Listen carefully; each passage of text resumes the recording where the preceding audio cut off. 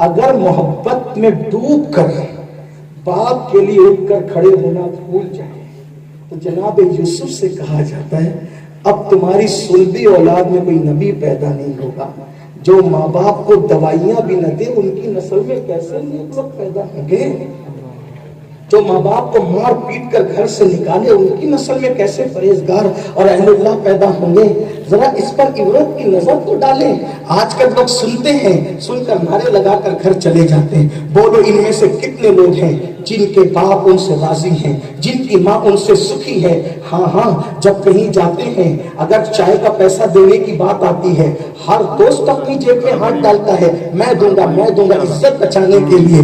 لیکن جب گھر میں باپ بیمار پڑتا ہے تو بڑا بھائی منجلے سے کہتا ہے تو دے, منجلا دوسرے سے کہتا ہے تو دے, وہ چھوٹے سے کہتا ہے تو دے. بلکہ بعض کہتے ہیں کہ کیا میں ہی خرچہ کروں اور میں باپ, میرا ہی باپ ہے, میری ماں ہے, میں دوا کھانے میں لگاؤں, جتنا کمایا سب خرچہ کر دوں. نہیں, یاد رکھنا ہماری دولت کا سب سے زیادہ اگر کوئی حقدار ہے تو ہمارے ماں باپ ہیں. مسجد بنانے سے زیادہ ثواب اگر کہیں خرچہ کرنے میں ملتا ہے تو ماں باپ پہ خرچہ کرنے میں ملتا ہے. مدرسہ بنانے سے زیادہ ثواب اگر کہیں ملتا ہے تو ماں باپ پہ خرچہ کرنے میں ملتا ہے. اگر جملے تلخ لگے تو معافی چاہتے ہوئے, جان بخشی کرتے ہوئے اتنا بھی پیاس کر سکتا ہوں, پیر پر خرچہ کرنے سے زیادہ ثواب اگر کسی پر ملتا ہے تو ماں باپ پہ خرچہ کرنے پہ ملتا ہے. ہاں اپنے محلے کے امام پر, اپنے دوست, اپنے احباب پر, اپنے سسرال والوں پر, اپنی بیوی پر, اپنے بچوں پر سب سے زیادہ خرچہ کرنے پہ ثواب اگر کہیں ملتا ہے تو ماں باپ پہ خرچہ کرنے میں ملتا ہے. لوگ ہم سے کہتے ہیں کوئی وظیفہ دو تاکہ دولت ملے, مال ملے. میں کہتا ہوں ہم سے کیا لیتے ہو؟ ارے ہماری اوقات کیا ہے؟ ہم تو آپ کی جوتیوں کے خاک کے برابر نہیں ہے. تمہارے ہمارے نبی نے مالدار بننے کا نسخہ بتا دیا. اللہ کے رسول نے فرمایا جو نماز کے بعد اپنی ماں باپ کے لیے خیر کی اور مغفرت کی دعا کرتے ہیں اللہ ان کو اتنی دولت عطا کرے گا کہ ان کی نسلوں کو بھی کفایت کر کے نظر. دولت مند بننے کا اس سے بڑا نسخہ کیا ہے؟ آپ ہماری کتابوں میں ڈھونڈ رہے ہو, ہماری تقریروں میں ڈھونڈ رہے ہو. واللہ مسلمانوں تم نے نبی کی تعلیم کی قدر نہیں کی. ہمارے تمہارے نبی ہمیں سب کچھ بتا گئے, ہمیں کسی کا محتاج نہیں رکھا. مالدار بننا ہے تو اس کا نسخہ بتایا, شفایاب ہونا ہو تو اس کا نسخہ بتایا, بیماریوں سے بچنا ہے تو اس کا نسخہ بتایا, قسمت بدلوانا ہے تو اس کا نسخہ بتایا, ترقی کرنا ہے تو اس کا نسخہ بتایا.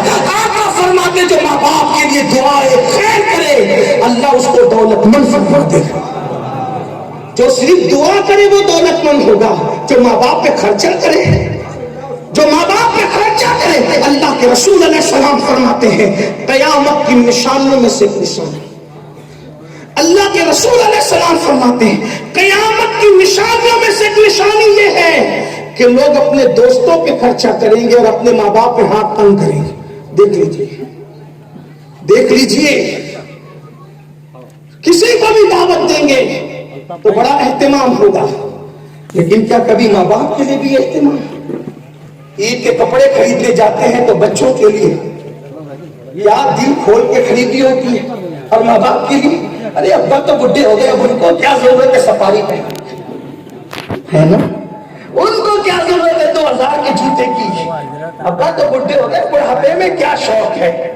نادان, تیرے ماں باپ نے تجھے اپنے سے بہتر پہنایا, اور پہننے اوڑھنے کی کوئی عمر نہیں ہوتی, پہننے اوڑھنے کی کوئی عمر نہیں ہوتی. اس لیے یاد رکھو جیسے ہمارے باپ نے, ہماری ماں نے ہم سے بہتر ہمیں پہنایا جب ان کے ہاتھ میں سب کچھ تھا, تو اب ہمیں بھی چاہیے کہ اپنی اولاد سے زیادہ بڑھ کر, اپنے سے زیادہ بہتر اپنے ماں باپ کی خدمت کریں. تو مالدار بننے کا نسخہ تو یہ دیا کہ ماں باپ کے لیے خیر کی دعا کرو, اور عمر بڑھانے کا نسخہ کیا دیا؟